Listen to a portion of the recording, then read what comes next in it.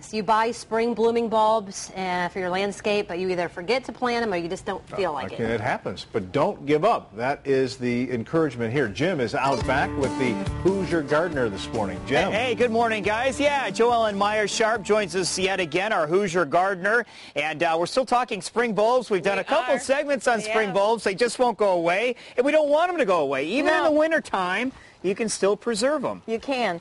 And this is, you can actually do this now and put it in a garage or an unheated garage or a porch, and you'll have flowers in the spring. But a lot of times in January, I get letters from readers who say, oh my gosh, I've got these bulbs that I didn't get in the ground. What can I do with them? And this is a great alternative for that. You don't want these to go to waste. I mean, you might forget about these one afternoon. You're in your garage. You're saying, oh, okay, I've got a bunch of these left over here. Right, and if you don't plant them, they will not, you can't hold them over till next fall. Okay, so easy enough. You've got the potted plant. You want to keep it in the garage, as you said, that doesn't have to be heated. No. Unheated actually is better? Unheated is better, okay. Yeah. And I noticed, is this compost or what? This is just a potting mix. Okay. Right, and then maybe you could put those 3 little tulips right in there. Okay, and I remember from spring bulbs, you don't really have to bury them too far down, No, and we're going to put soil on top of those. Okay. So, and then I've got more little daffodils right here. Put those in here like that. So as you can see... And the tip's always up on these. The tips are up, although they'll write themselves. Bulbs are pretty smart, and they're sort of programmed that way. Yeah. And so now I'm just going to dump some soil along the top of this. And this is like, composted soil. Right. And we're not going to water this, but that's what you would do. You would water it, right. Okay. And so here we have...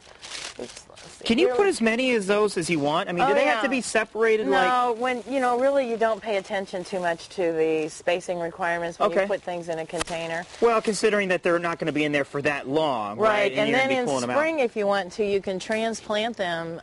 Once they're done blooming and everything, you can sort of transplant them. You want to help put these in here? Yeah, how do you know when's the time to, I mean, are we talking after the first freeze in the spring? Or no, when's as soon as you see the little points of the bulbs break ground, that's when you can move them outside and just put them in a sunny spot. Okay. And... are they pretty hardy? They're very hardy. Oh, they are hardy. They're trained, yeah. They're beautiful, and I have yet to put any in my garden yet. Oh, really? That's too bad, because I think they're, just really nice harbingers of spring. Right. So we just keep doing this. Wow, you just like so. We can just throw them in here, however. Yeah. And then we'll take some more soil and cover that up again. Oh, yeah, look at that. Okay, so we put a picture up there. I don't know if you provided that for us. I kind did. of a full screen, multi-layers. Yeah, kind of gives you the idea.